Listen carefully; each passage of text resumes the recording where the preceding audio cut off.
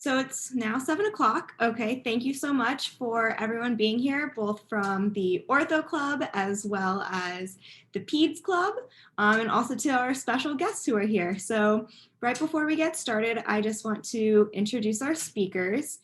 So starting off with Dr. Jackson. Dr. Lois Jackson is the founding partner of Pediatric Dentists NYC, specializing in the treatment of all children and teens.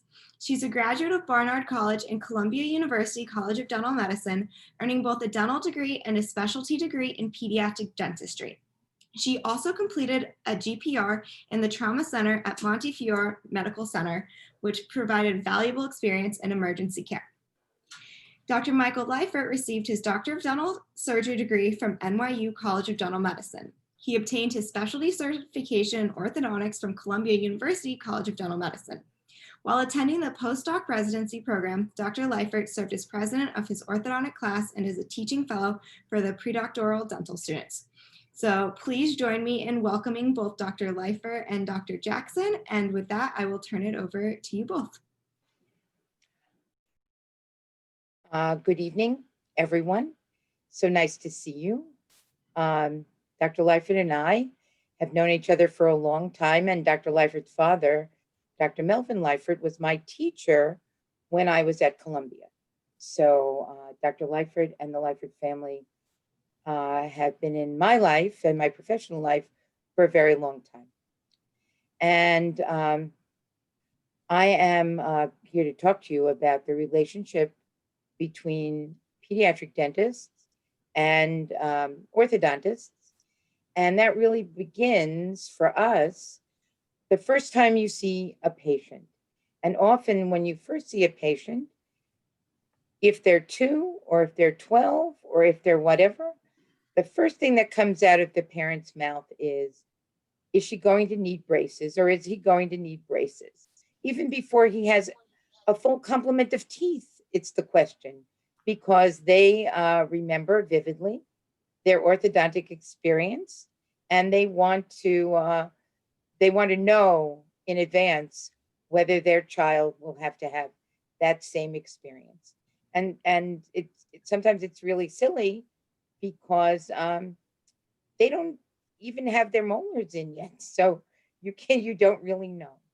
Okay, so if that's the patient if that's the reason that they're there, you know that they're going to want answers, and you may not necessarily have answers for them. Now, pediatric dentistry is a specialty that is not a procedure-based specialty, but it is a general dental specialty, except the limitations are the fact that it's for children, adolescents, and special needs patients, but not with what we can do. And part of when you assess a patient is growth and development. And growth and development is a precursor to the referral to an orthodontist. And when does growth, well, there are 3 things that I want to talk to you about tonight. One of them is what you have to ask, what you have to look at, and then what you have to do. And the first thing that you have to ask is, in part, if the question is your child going to need braces, you have to find out if they had braces or didn't have braces. If the other parent or partner had braces or didn't have braces, and so you get a feel for what the concern is. And then you have to ask other things. You have to ask if there are oral habits, if there were oral habits, like thumb sucking, finger sucking, if there's nail biting that goes on, if the child puts a lot of things in their mouth, if they bite on pens, pencils, and whatever, if they suck their lip. So you have a lot of asking to do. You have to ask all those things that might influence what their occlusion and what their problems might be in the future. There are other things that you have to ask. You have to ask if there is any medical problems that might influence growth and development, be they syndromic or be they hormonal. You have to ask if there's been any trauma, if there's a history of missing teeth, if there's a history of supernumerary teeth, mesiodens. So there are a lot of things that you ask when you first meet a patient. All right. So you have to get that basic information because often people rush to the restorative needs and they don't really ask um, about, or they don't even think about what could be influencing growth and development because it might be a problem that's going to compound. It may be a problem that you can intervene in so that it won't compound. So there are a lot of questions that you ask and a lot of information that you have to get before or before you make a referral and before you complete your treatment plan. Every treatment plan involves both the restorative needs, but also the growth and development needs. And one of the things that you have to make sure of is that you advise parents if there is a problem that you're following, so it doesn't come as a surprise to them when when you finally do have to make a referral. And the time that you make the referral is really based on the need. And the referral is not necessarily for treatment, but it's to allow the orthodontist to start a timeline and to monitor along with you growth and development. Now, does that make sense to anyone? To everyone, to anyone, to someone, maybe? Um, you want to partner with the orthodontist early on so that you can both monitor the patient and start treatment at the appropriate moment. You don't want to wait until it's an aha moment when there's something that pops up that you really weren't aware of. You want to make sure that you put in your notes that you're following X, Y, and Z. You want to make sure that you make the referral at the appropriate time. But most importantly, that the parent understands that there's something that's happening. So it doesn't come as a surprise to them when you finally do make that referral. So the ask first is to find out if there are any medical problems that would influence growth and development, and if there's any familial problems, oral health problems, and then you get to the look. And what's the look? The first thing you have to do is you have to count the teeth, which sounds rather simplistic, but you have to count the teeth and see what's there and what's not there and what should be there. So when you count the teeth, you have to make sure that you're actually looking to see if right side and left match, if there's anything extra, if there's anything, as I said, missing. So the first thing you do is you count the teeth. And you count the teeth while you're examining them, but you're also making sure that where they are, if they're ectopic, if they seem to be in strange places. You have to be aware of what you're looking at when you're looking. You have to also know when you need to take x-rays, what you need to take x-rays about. When you look at the x-rays, you have to see if there are supernumeraries present, if teeth are absent, if there's ectopic eruption of either the canines or the molars. You have to see if there's resorption on the distal of primary teeth because of ectopic eruption. Really have to look and see not only if there's an MO or a DO or an occlusal or a pulpotomy, but also what is developing as you look at your x-rays, as you look at your patient. Does something look unusual? Is there a second primary molar that looks pink in a 6-year-old? And if it looks pink, then perhaps there's distal resorption. Perhaps there's ectopic eruption. You have to keep looking to see what it is that you actually see that doesn't involve restorative care. So, and you also have to know if there's something specific that you're looking for. Is there a family history of missing teeth? Is there a family history of supernumeraries? When you look at the x-ray, do you see a large radiolucent area around a tooth?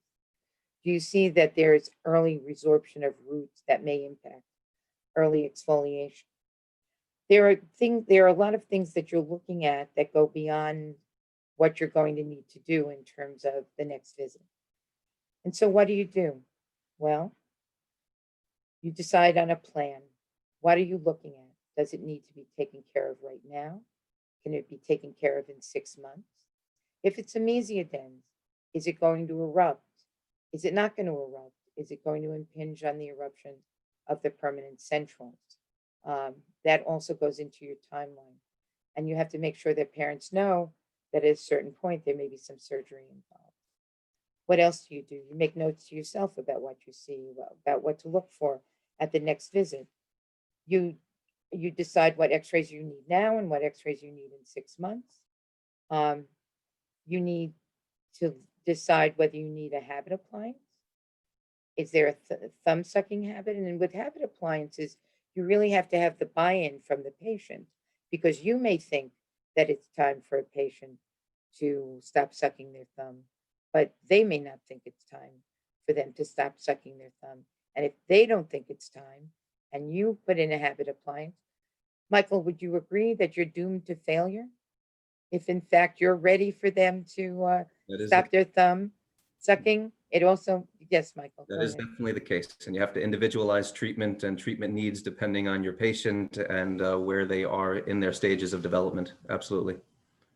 And also, if you, the parent may want them to stop sucking their thumb. And so when you suggest a habit appliance, the parent may jump on it and the child may be reluctant to consider this. And if the child is reluctant, mark my words, it's not going to happen. And everybody's going to be really frustrated. The parent, the patient is going to be very upset because they're failing at something that their parent expects and something that you expect. So before you do anything, you have to make sure that you have buy-in from the patient. And along with what you do, if there's early exfoliation of teeth, if there's teeth that have been extracted because of infection or because of trauma, do you need a space maintainer? Do you need a space maintainer or don't you need a space maintainer? And when do you need the space maintainer? That's part of what you do. And the I'm trying to give you things that you'll use when you're in clinic now. I mean, the part of being in clinic now that's different than being in private practice is you may not have the luxury of following the patient through several years and when they would need orthodontic treatment. But if you make appropriate notes, the next person who picks up the case will be aware of the problem. What are the most common anomalies that involve orthodontic intervention? One of them is a mesiodens. Before you remove the mesiodens, you have to know whether it's involving the eruption of the permanent centrals. You have to make sure that once the mesiodens is extracted, that the teeth erupt in appropriate positions that may involve orthodontic intervention. With ectopic eruption of first permanent molars, you may have early exfoliation of the second primary molars. You'll need space regaining. You'll need space maintainers, perhaps, and you may want to involve an orthodontist at that point. You have to watch and see where the permanent canines are. Are they erupting in the appropriate position? Do they seem as though they're going to be impacted? Is there enough space? Are the roots of the primary canines resorbing appropriately? These are all the things that you're going to be looking at. And when you speak with the orthodontist, you have to make sure that they understand why it is that you're referring the patient, because it may not be obvious and the parent may not remember. And communication between you and the orthodontist is extremely important, so that when they do have their initial visit, the problem is addressed and not overlooked. And with that, it's time for the orthodontist to start talking to you about what happens when we, the pediatric dentist, hand off the patient to them. So Michael, please. All right, thank you, Dr. Jackson. Okay, yeah, no, I agree with what Dr. Jackson's saying. And as an orthodontist who does a lot of early interceptive treatment, a pediatric dentist who could refer in a timely fashion is really critical. It's much easier to prevent problems than it is to fix problems. If we have a referral in a timely fashion and we see something starting to go astray, we can intervene and prevent bad things from happening. And once again, if we could just prevent a tooth from impacting or erupting ectopically, we're ahead of the game. If we could make sure the right primary teeth leave on time so the right adult teeth can come in, we're in a good position. So less is really more. I do recommend and refer a lot of primary teeth to be removed at the hands of a pediatric dentist. And some people will think that's a lot of intervention, but it's really not. By getting the right teeth out on time, it allows the right teeth a better chance to erupt on time, but we also need a very roomy environment for those teeth to come in. So space maintenance is really very critical. Part of my job, as I was just saying, is making sure the right teeth leave so the right teeth can come in. A lot of times we also have to make space for the right teeth to come in. If we have a patient sent to us where there's a lot of crowding going on, we think about how we're going to make space, and depending on the dimension that the crowding is in, we might want to make space horizontally with a palatal expander. We might want to distalize upper molars with extraoral traction, cervical traction. That being said, if it's a developing class 3, we might want to protract the upper jaw with a front pull face mask. So we really have to individualize treatment. A pediatric dentist can make a referral, and then we have to really assess what the problem is. We have to do diagnosis and treatment planning. As an orthodontist, the standard records are a panoramic radiograph, cephalometric radiograph, photos, and either study models or an intraoral scan to fabricate 3-dimensional study models. We take all this information, we study it, we see what's best for the patient.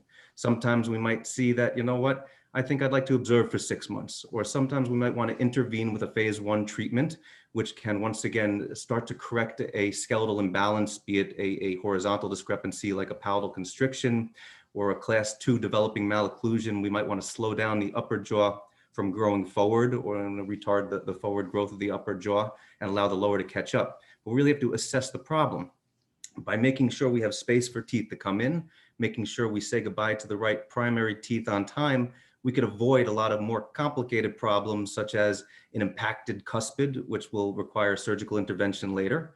It could also, if we don't recommend the right primary teeth say goodbye on time and an adult cuspid starts to impact, it could also damage the root of a lateral incisor, like Dr. Jackson was mentioning before.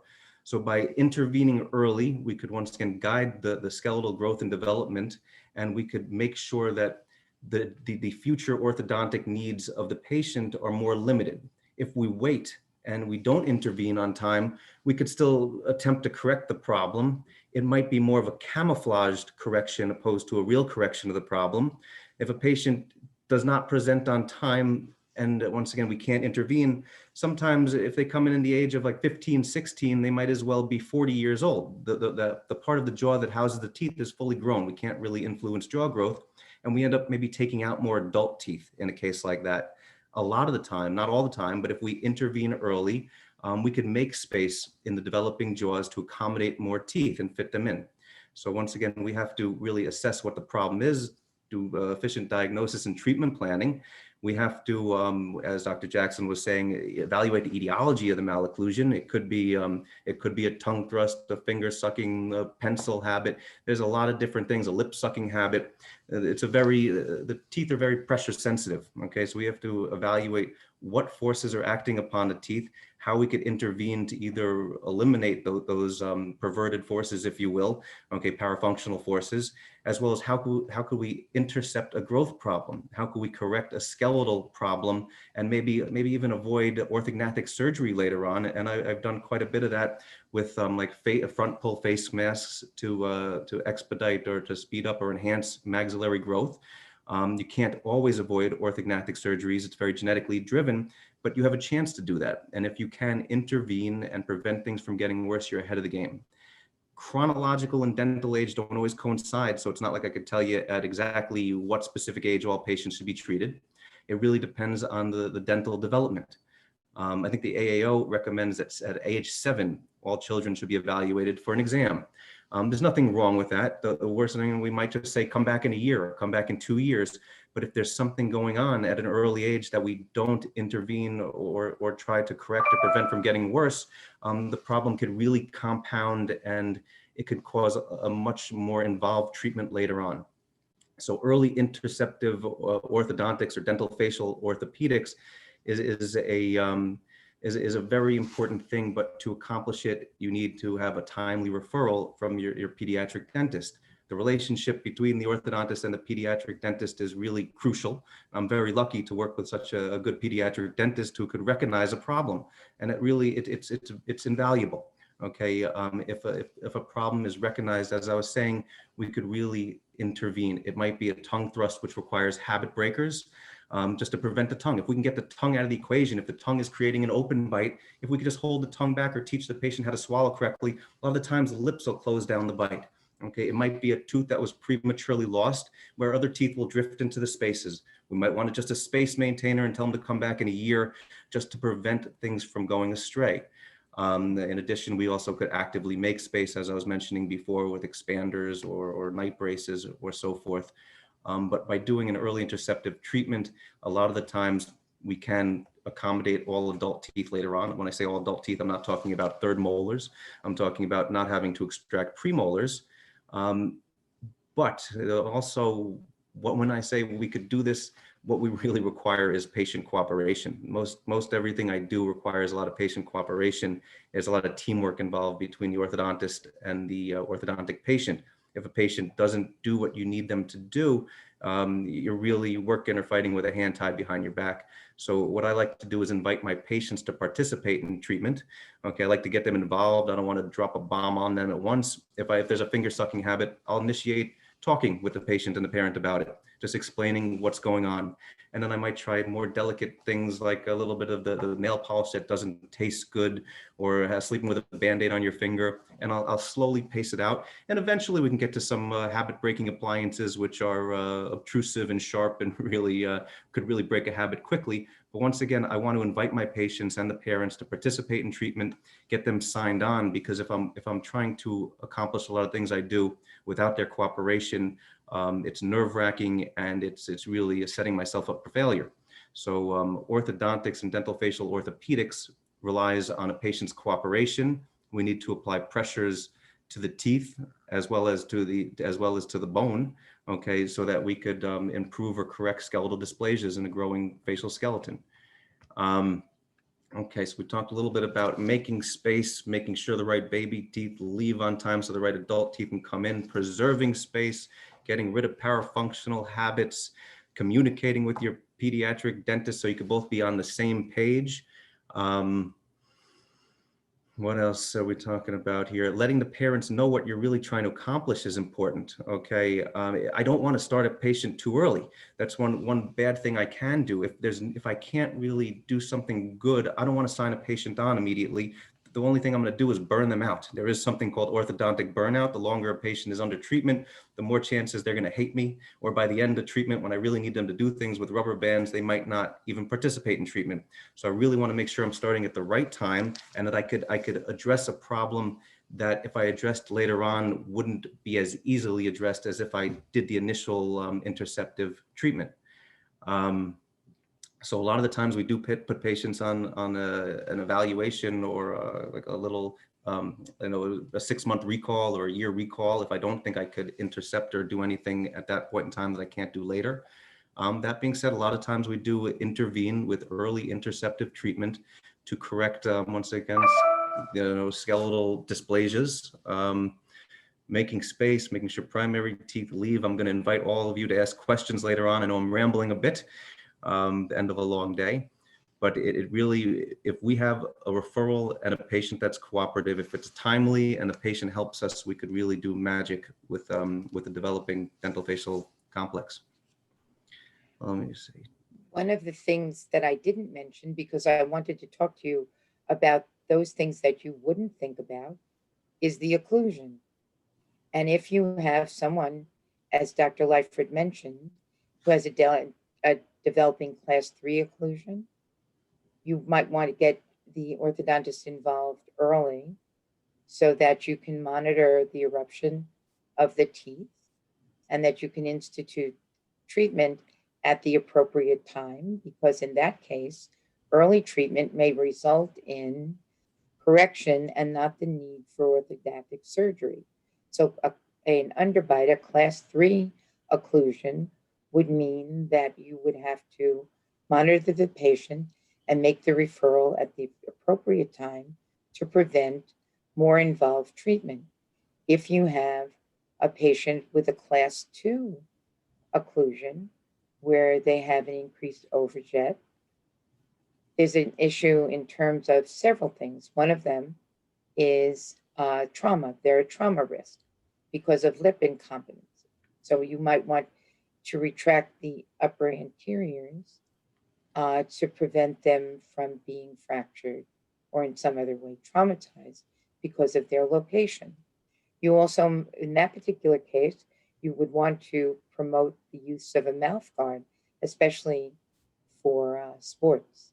So you'd want the parent to, even in soccer or what would be considered a non-contact sport, you might want them to be wearing a mouth guard because tennis rackets have fractured anterior teeth, especially when they're not protected by the upper lip. The other issue with class 2 occlusions is that often children are ridiculed because they have an overbite, they look like a rabbit, it's unsightly, someone decides to scapegoat them. So sometimes you intervene early just for aesthetics because it's impacting on the patient's life and well-being. Oftentimes when patients have malocclusions, if they just have braces on, that's enough to defer people from picking on them or bullying them or ridiculing them. So sometimes treatment is started early for reasons other than functional reasons. And you have to know what the issues are. And when I said ask, sometimes when you ask questions, you get answers that are not necessarily something that would be apparent unless you ask the question. And I often say to the parents in confidence, is your daughter or your son is this being mentioned by their friends? Are they being scapegoated or insulted because they have an increased overjet? And you wouldn't want to say that in front of the patient because they'll say no. But the parent will say that, yes, there have been comments and whatever. And in those cases, you might want to refer to the orthodontist and make sure that the orthodontist understands why it is that you're sending the patient at what would be considered an inappropriate time or too early. So those things are things that pediatric dentists look at as part of the whole pedo-ortho continuum. So that's something that you need to know. The well-being of your patient, it goes beyond simply what would be a functionally appropriate time. But sometimes you do things to keep your patient happy, and that's a good thing too. Absolutely. Michael? No, absolutely. You know, it's we do an initial exam, as I was telling you, with the records that we take. We also have to listen. We have to ask some questions, but we also have to listen, and we also have to watch our patient while they're in the chair and watch what they're doing. Some kids will sit there, like suck their lower lip, and their teeth will stick out. They might not have a finger sucking habit, but they might have a lip sucking habit. We really have to be detectives and try to figure out what's going on with this patient, what's contributing to the problem, what psychologically is contributing to the patient's needs, and just how can we help this patient and treat them as an individual, take their concerns into effect, but also listen to the parents to see what is concerning the parents. And then we develop a treatment plan that's individualized for our patient. And not all treatment plans are appropriate for all patients, even with the same malocclusion. We really have to just see what's in that patient's best interest at the time. But as Dr. Jackson was saying, yes, if teeth are sticking out and protruding forward, the odds of them getting fractured is much, much higher than if they're protected by the lips. And we do see that regularly. So we want to start making space. By most of the time, if it's a class 2 with excessive overjet, we want to make room pushing the back teeth back so there's room to bring the anterior teeth back. but really we have to just evaluate the patient and see what is in that patient's best interest with appliances and timing and so forth. And in the old days, it used to be that you waited until all of the permanent teeth were erupted, and then you tried to unravel what you had. And that's not the theory now. Appropriate referrals with problems that are identified early are what you want to is what you want to do, and that's a better service for your patient. In the old days, taking out 4 bicuspids was the norm. Many of you may have had that done. It's unlikely because of your age group, but many of your parents may have had that done because that's the way space was created in order to retract teeth and to align teeth in the arch, but we don't do that anymore. Extractions are not necessarily the rule for every case. So it's up to the pediatric dentist to know what the issues are and to make the appropriate referrals to avoid that. And also to avoid, as I said earlier on, orthodontic surgery, because with early intervention, often class 3 occlusions can be corrected and orthodontic surgery is not necessary. So you're really the gatekeeper the pediatric dentist is the gatekeeper in most cases to appropriate orthodontic care. And that's why you have to have an orthodontist who's willing to work with you and just doesn't want to see the patient to institute care immediately, but to keep the patients under surveillance, for lack of a better word, and institute treatment at the appropriate moment. So you have to know when to hold them and when to fold them, as someone once said. But you have to know when is the appropriate thing. And I can't stress enough that you have to make sure that the parent knows what you're looking at and what the problems could be, and why at a 7-year-old may need to go to the orthodontist, and why an 11-year-old may not need to go to the orthodontist, depending on the problem at hand and exfoliation and eruption and that appropriate thing. You also have to, when you look, if something is erupted on the right, it should be erupted or erupting on the left. And you have to, and when I was talking about counting the teeth, that's one of the things that you're going to do. You're going to make sure that what you see on one side of the mouth is also present on the other side of the mouth. And if it isn't, why not? And sometimes it's because it's just delayed eruption. Sometimes because there's a cyst or another tooth is blocking it. But you have to make sure that you're aware of what should be in the mouth and what shouldn't be in the mouth. And also, Dr. Leifert will agree that the permanent dentition is not always the appropriate time to make that referral. That you sometimes make the referral in the primary dentition, and sometimes you make the referral in the mixed dentition, sometimes in the permanent dentition. And, you just have to know your patient and follow them. Absolutely. The majority of the time, if you wait till the permanent dentition are all in, you've waited too long. That doesn't mean that it's all the time, but if there's if there is a space problem and you're waiting for teeth to come in, or if there's an ectopic tooth and a primary tooth over retained, all you're doing is just waiting and waiting and waiting and allowing problems to compound and get worse. A lot of what we do is really a game of space. It's just making sure we have enough space to fit things in. And an analogy is it's kind of like space to an orthodontist is kind of like money in the bank. Okay, it's very hard to make it, but it's very easy to lose it. If you have space, you want to preserve it. You want to maybe actively gain it if you don't have it, but it's very easy to lose. Once teeth exfoliate, other teeth drift into that space. If you could just preserve the space, save your leeway space, you're ahead of the game. And once again, it's easier just to save space than it is to make space. To make it, we have to have a patient wear obnoxious appliances. We have to take teeth out. We have to file between teeth. If we could just preserve space, we're ahead of the game. It's less is more. And that's really the way I like to practice. But you need to have a patient referred in a timely fashion to be able to do that. So some kids could be started at 7, some could be started at 11 or 12. It really depends on what you're dealing with. That's true. So Those of you who are going to be pediatric dentists, heads up, listen to those orthodontic lectures. You know, make sure that you're awake for them because they're going to impact on what you do as a pediatric dentist. Those of you who are going to be orthodontists, remember that pediatric dentists are your best friends in terms of referrals, in terms of making your life easier by identifying problems early on that can be dealt with in a more reasonable way.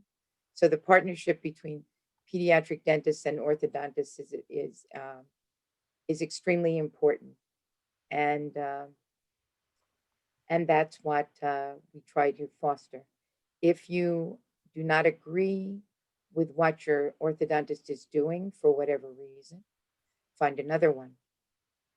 Your referrals are important, and when you make a referral and you're handing off your patient to another specialist, then you are responsible for that referral. And if you don't like what you see that orthodontist is doing, find another, because you don't want your patients you want your patients to be treated appropriately, and that's very important. And even if it is in terms of how they're treated by the staff, how they're treated by the orthodontist, how they're dealt with during their appointments, all of those things are important in making an appropriate referral. Yeah, they're very true. And how that referral is made by the pediatric dentist is incredibly important too. You need to just enlighten the patients, let them know kind of what to expect to some degree. But I've had patients referred to my office, certainly not by Dr. Jackson, but other patients who have come in and I've told the mother or the father what the problem is. They'll look at me and be like, oh, my child needs orthodontic care. And I'm like, you're sitting in my chair. Your dentist referred you to me, and you're somewhat shocked that your child is in need of some kind of treatment. So it's really just explaining and educating our patients is very important, letting them know what you're thinking, letting them know the facts of dental life. We can't always make everybody perfect. We can't wear appliances for patients. Our job is to let them know, what we could do for them and what the consequences might be if they don't do it well. And once again, we still do take out teeth. We don't like to take out teeth. I'd rather keep adult teeth if we can. But if a patient doesn't cooperate or if a referral is not done in a timely fashion, sometimes we need to extract adult teeth to make space to fit in the other teeth and to align the teeth and improve the bite. I'm going to answer the question. If I'm going to answer the second question, actually, about do you always refer to the same provider, and what would make you choose to refer to a different provider, and how important is geographic distance, area, i.e. only West Side, when choosing who to refer to? Well, I refer to many providers for different reasons. I have a practice in Brooklyn and also one in Manhattan, and you want it to make it easier for people to get to their orthodontic appointments and to keep their orthodontic appointments. So geographic location is important, but not the only thing. Sometimes they only want their child to see a woman. Sometimes they only want their child to see a man. Sometimes they need an appointment on Saturdays, and and some orthodontists do work on Saturdays and others don't. There's a whole lot of things. There's a lot of there's a dance when you make referrals. There are some people who need a lot of hand-holding. There are some parents who need a lot of hand-holding. You make the appropriate referral based on who it is, what the problem is, what the location is, but that's really not the biggest issue, and who you think can best treat this child successfully. Really. And on that note, I'm going to ask you if there are any questions that you want me to answer. Please type them into the chat, and Michelle will get them to me, because I am on the Greater New York Committee, and we're having an unscheduled meeting tonight. So I have to, a meeting scheduled tonight, which wasn't supposed to be tonight, but, and I have to get on that meeting. It was so nice meeting with all of you. I am always available to answer questions. Those of you who are applying to pediatric programs, I'm happy to answer your questions about the different programs throughout. And I will be happy to get back to you with any questions that are typed into the chat. And you can always find me. I'm always happy to speak with you, to email with you, and whatever you need, whatever information you need that I can provide. So thank you for the opportunity. Thank you for the invitation. And I will say good night to all of you. Good night, Michael. I know we'll be speaking Jackson, very soon. Take care. before you leave, do you want to give a Yes. little spiel about the Pediatric Dentistry Study Club? I know we were talked about it before. Sure. People were let in from the waiting room. Sure. We've started a pediatric dentistry study club through the New York Academy of Pediatric Dentistry and the New York County Dental Society, of which I am the president this year. Aside from always being a pediatric dentist, I am now president of New York County. So I've made that connection. Isn't that funny that I was able to do that at this point? And so our first meeting is on February 3rd. Dr. David Rothman is a nationally known speaker in pediatric dentistry. He's a pediatric dentist and also an anesthesiologist. He lectures on many topics, and he's our kickoff speaker. He is someone that you should listen to if you're a pediatric dentist, because he is amazing, both as a speaker and the information that he's going to give you. And it'll give you a chance to see what life is like on the other side of degrees and on the other side of dental school. So if you are interested in registering for the Pediatric Dentistry Study Club, which will be held on February 3rd at 7 o'clock, just get your email addresses to Michelle, who will transmit them to me, and we'll have you registered for that meeting. There is no charge. As I said, it's 7 o'clock on Wednesday, February 3rd. We look forward to seeing all of you there, and that's that. And have a very good evening. It's a pleasure speaking with you. Take Good care night, and be Dr. well. Jackson. Bye. Thank you. I'll try Thank to you. answer any other. Bye. Good night. Good night. Good night. Good night. Good night. Good night.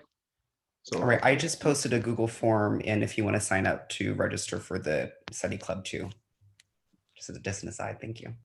okay. I also see a question or two there that I could answer for you guys if you would like.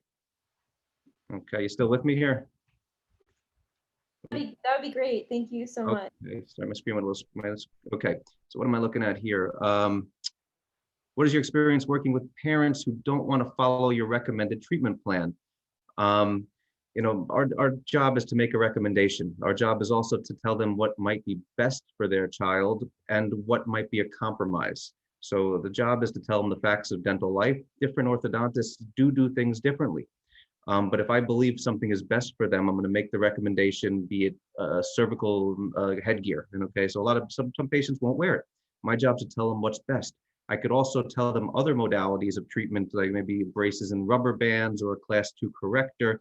But my job is to tell them what I think is best and tell them that other treatments are possible, but they might be a compromise. And in the absence of helping with certain appliances, a real compromise might be taking out some adult teeth. So if the top teeth are protrusive and sticking out, the most ideal thing to do is to distalize the upper teeth in the developing jaw. If the patient's not willing to do that, we could try to camouflage it by bringing the bottom teeth forward or by taking out a bicuspid on each side on top and using that space to move the top teeth back.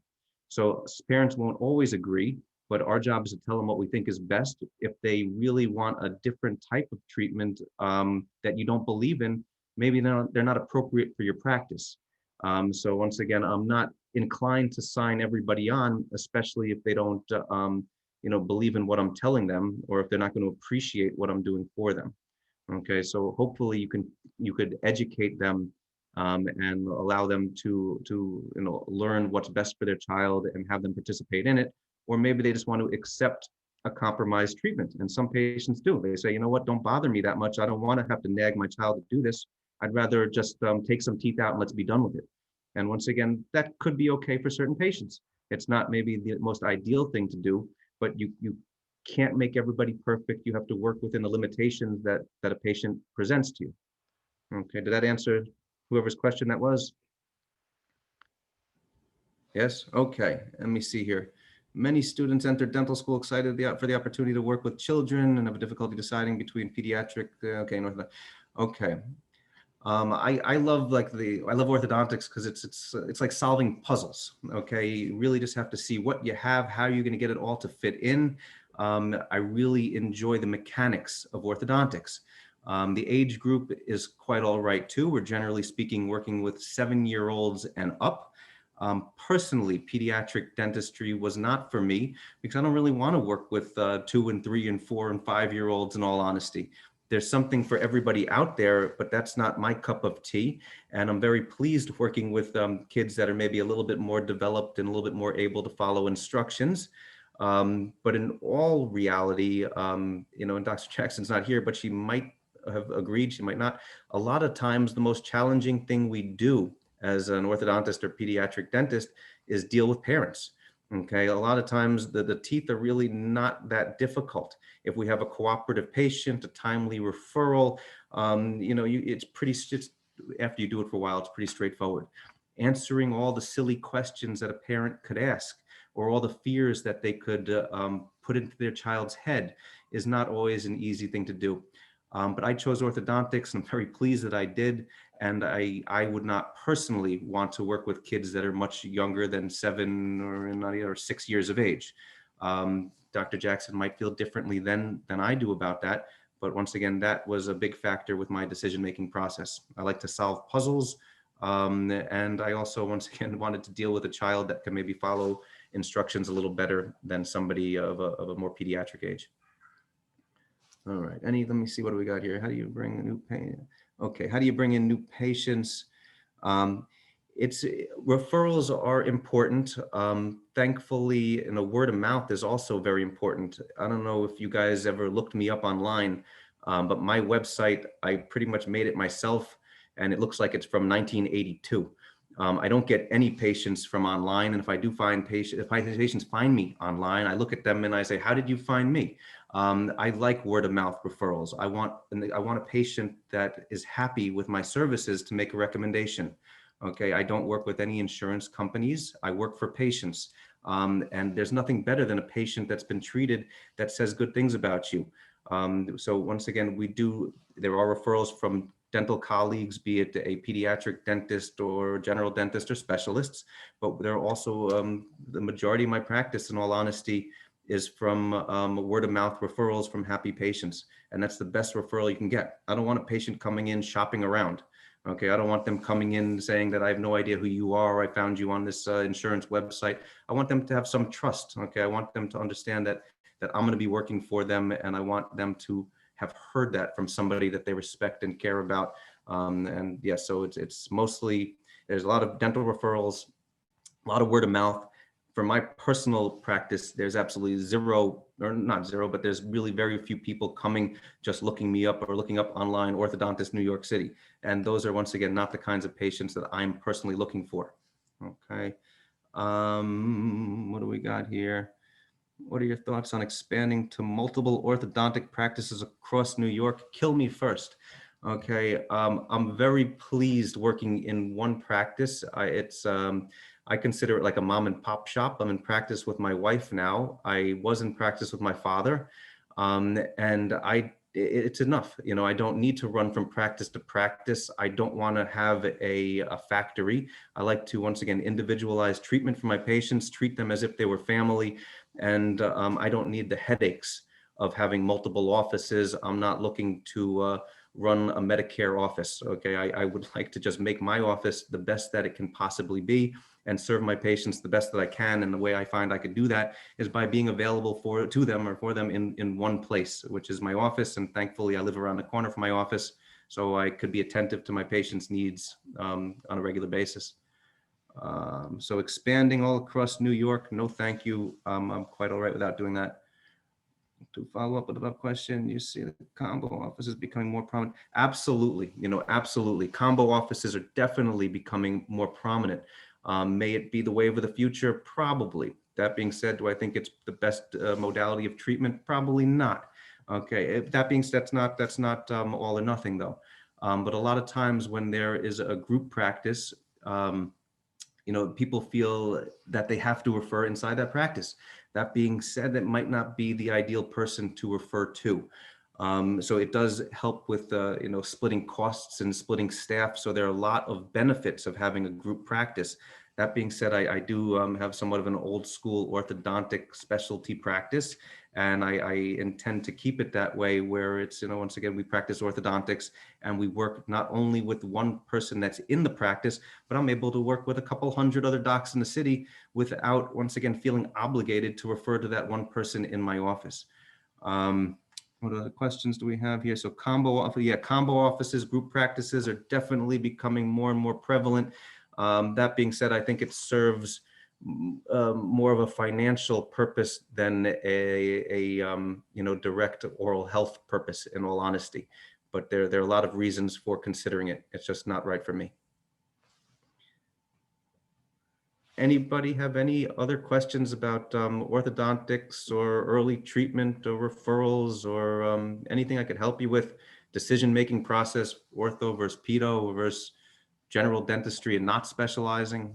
I have a question. What are your thoughts on general dentists who do the continued education courses, or like they become the orthodontist like 2 years every Saturday? What are your thoughts on dentists that do that? It really depends. It depends. There's some things that we do that general dentists can do without a problem. If there's the hardest thing is recognizing the problem. Okay, knowing what you can or can't get away with. If it's just a mild crowding and a class 1 occlusion, there's no reason a general dentist shouldn't do that. Invisalign works very well at that. A lot of the times a general dentist will see a couple crooked teeth, try to fix it, but not recognize the underlying malocclusion. And they might actually build into the malocclusion by straightening those teeth, not understanding the whole problem that's going on. So there's nothing wrong with dentists doing things when they're capable of doing it. The problem that I've found is that they don't always understand what they're capable of doing or recognizing what the real problem is. The course that you're discussing, I don't really know too much about it. If it's an accredited orthodontic program, generally speaking, it's not just a Saturday course. But it really comes down to the specific practitioner, the patient involved. I personally would err towards going to a specialist who does it every day, breathes it and lives it, and went to an accredited specialty program. That being said, some people might want to save a buck and see what they can get away with. Sometimes it might work out, sometimes it might not work out. But those are the risks you take when you choose a practitioner. But there's nothing wrong with doing one of those courses if you wanted to better your education, better your awareness, try to help more patients. That being said, I hope that you really are helping the patient and the course is a good one, because there are a lot of courses out there like a 6-month smile and things like that, which I would not feel too comfortable with. So it really, once again, depends on a lot of factors. But there's nothing wrong with a general dentist who knows what they're doing, correcting very mild malocclusions. There's nothing wrong with that, but they have to recognize what the malocclusion is. Follow-up question. What was it becoming more prominent? Okay. Unless anybody has any other questions, it looks like from my list on the side, it looks like most everything has been touched upon. Anybody else, or is it time for me to rip my tie off and start to ease into the evening? Thank you so much, Dr. Leifert, for being here with us tonight and taking time out of your evening. And thank you everyone also for joining and for asking such thought-provoking questions. If you have any follow-up questions, especially for Dr. Jackson, feel free to reach out to me and I can pass that along. And if you would like to join the Pediatric Study Club, feel free to put your name in the link that Ryan sent in the chat earlier. Yeah, and that goes for me too. Please don't hesitate to shoot any questions out to me as well. If you thought of something later on you'd like to discuss, you could email, you could always call too. I am available. I'm a recent past president of the Alumni Society, and I really do like to help out and mentor as much as I can. You guys have a very bright future ahead of you. It's going to be a whole lot of work, and the world is certainly changing, but it's a wonderful practice. And once again, I hope you guys make the right decisions. I'm sure you will. Just try to learn as much as you can about all disciplines of dentistry, and you'll be better at whatever discipline you decide to focus on. Okay. Thank you so much, Dr. Leifert. Have a good night, everybody. Thank you. Thank you.